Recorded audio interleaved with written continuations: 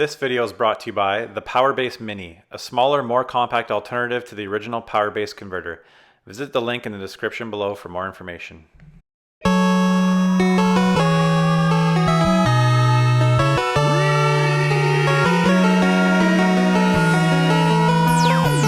Canada. Hey, what's going on, guys? SeeJayAre here today with an unboxing and kind of a mini review / impressions of the PlayStation TV, also known as the PlayStation Vita TV or Vita TV in Japan. This just released today. I just picked it up right now. Basically what it is, it's a PlayStation Vita. First off, it's a Vita that just hooks up to your TV. That's essentially what it is. But the main reason why I got this was, well, for one, I needed a streaming box for my upstairs TV in the bedroom to run Netflix and that kind of stuff. Unfortunately, at the time of review, Netflix is not available on the PlayStation TV, from what I've just read, which is unfortunate, but it'll be coming eventually. The number one reason why I picked this up is to stream PS4 games from my basement PS4 to my bedroom, so I can play games up there without having to move the system.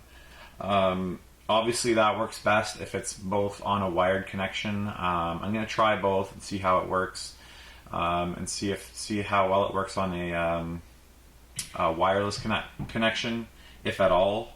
But basically you need a pretty decent wired connection to stream games.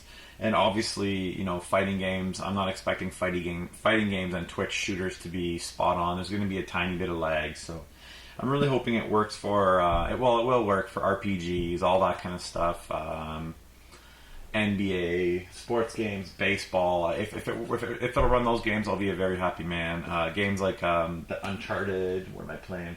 Wolfenstein's a shooter, so probably the single player in Wolfenstein's probably okay, but for multiplayer shooters, probably not so much. So yeah, the system retails for $100, so not too bad. It's compatible with the DualShock 3 and DualShock 4. The one thing that I have to check is if it will stream from the PS3. I know it'll do from the PS4. I'm not sure about the PS3, but anyways, you can play all your downloaded games. I have a lot of PS1 games, a lot of digital PSP games, a lot of Vita games, which you get from PlayStation Plus.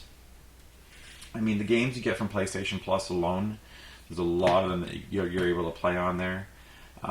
Stuff like Metal Gear Solid that I just picked up on a PlayStation Plus sale.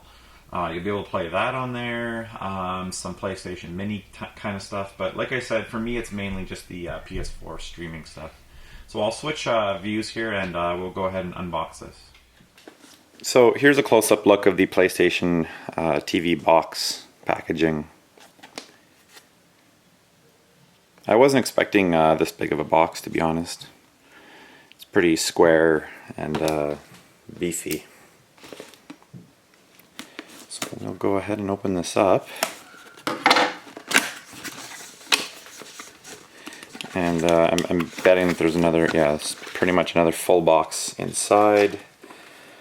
It just says get the best out of remote play on PlayStation TV, like I just mentioned, through wired connection.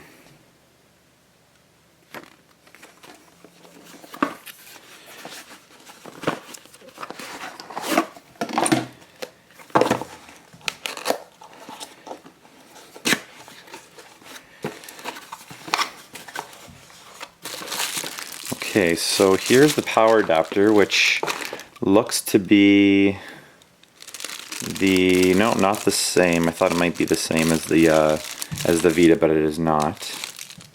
It's the same from this end.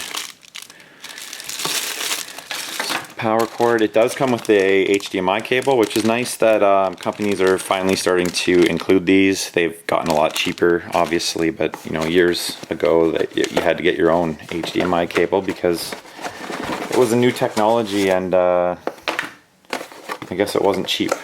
Wow, this thing is extremely tiny. I was not expecting this. So basically you've got your safety information, quick start guide, that kind of stuff.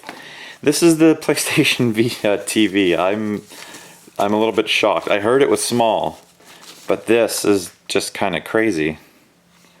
Wow. So one problem you're definitely going to have is same thing I have with my Apple TV. This is about half the size of an Apple TV, and they're already pretty small.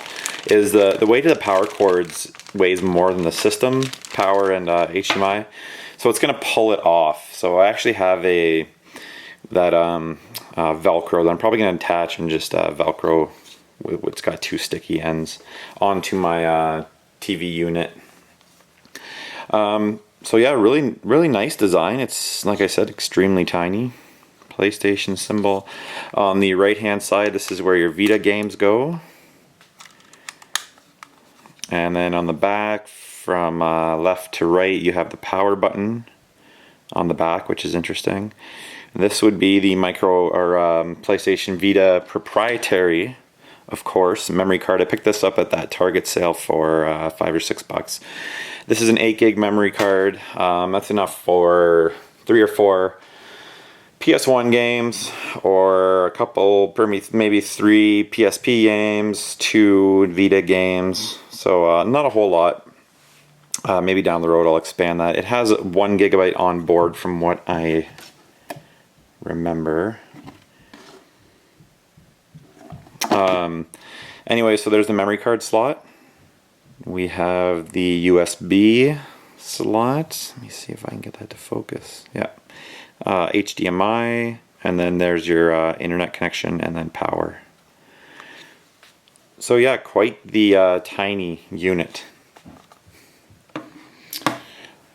So that was a quick unboxing of the PlayStation TV. What I'm going to do now is try and capture some footage of the system in action, and we'll test out how the PS4 remote play works out. Okay guys, so unfortunately I just discovered that the PlayStation TV does not support capture cards. It's got the HDCP is enabled, and you cannot turn it off. So as of right now, you cannot capture footage through the PlayStation TV. I don't know if that's going to change in the future.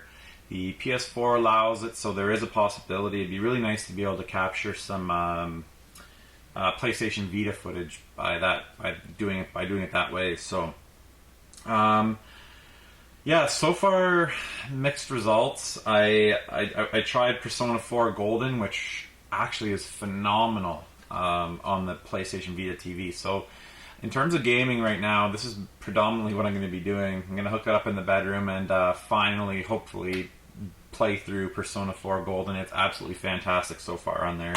Looks great. And it's a really good game. So I tried to stream my PS4 to the PlayStation TV. My router is located downstairs. My modem and router downstairs. I had the PlayStation Vita TV hooked up to my main TV there. Also downstairs, same floor, hardwired connection. It does run through a splitter behind my TV because it splits it to a whole bunch of consoles. The connection upstairs was where I had my PS4 right now, and that is run directly into the splitter downstairs. So there's actually 2 splitters from the Vita TV where it's hooked up now. So I'm assuming that's what affected. Basically, it was garbage. The remote play connection, it did not work. It was awful. I was able to start up a game, but it kept losing connection. So yeah, unfortunately, I don't see it working, because originally I wanted to keep my PS4 in the basement and have the PlayStation Vita TV way up in my bedroom. So if that's not working, that connection's probably 30 feet away. It's not going to work 50 feet away. So I may have to fiddle with maybe putting one on Wi-Fi, but it just doesn't look good right now.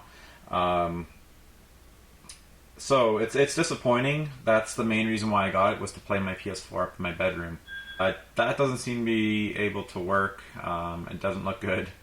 So I guess, like I said, I needed a dedicated box just for Netflix. There's another problem. Netflix is not available right now. Absolutely ridiculous, to be honest, that's not available day one, but it will be coming. So, with a little bit of patience, I can't recommend the PlayStation TV right now. But you know, with a couple firmware updates, hopefully they'll have Netflix, Amazon, Hulu, all that typical stuff. As I said, for me, it's number one was having Netflix up in the bedroom, and for $100, that's what you're going to pay for the Apple TV. So I mean, it's going to still work for me, but I'll be able to play my Vita games. You know, it's pretty frustrating. PlayStation doesn't have it together. It specifically lists games on the PlayStation blog of all places. And Metal Gear Solid was one of them. I went to download Metal Gear Solid to the PlayStation TV, and you can't. So it's pretty frustrating that PlayStation's own blog... I've had this problem before with the Vita. Like, why can I not download certain games? I can't download Metal Gear Solid onto my Vita either. So it's pretty ridiculous that they haven't enabled all these games by now. There's still a whole bunch of PlayStation Portable, PSP games that you can't play either on the Vita. So it's pretty ridiculous that they haven't got their stuff together when it comes to that. So, like I said, right now I can't recommend this device. I'm still... You know, in a month from now, I'm going to be happy with it as long as I get my Netflix upstairs and I can play Vita games. If the PS4 streaming works out, then that's great. But I don't regret buying the device. I just can't recommend it to you guys right now. Wait a couple months until they get everything ironed out. Really, the streaming stuff, the PS4 remote play stuff, is for people who live in, you know, like an apartment, single floor, or if you've got your main router one floor away, that might work with a pretty strong wireless connection. From what I've read, you can have, you know, the PS4 hardwired and then the Vita on a Wi-Fi connection. That's worked out well for some people. I'm going to have to fiddle with my settings and hopefully I can get it to work. But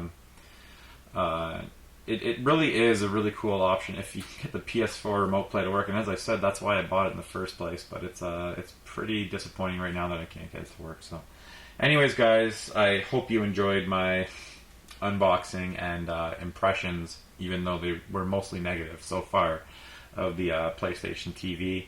As always, like, comment, subscribe. Check out the Facebook page in the link below. And I'll also leave a link for the 20,000 subscriber contest, which is still running. There's a whole bunch of great Nintendo prizes down there that you have a chance to win. So feel free to check that out. And till the next episode.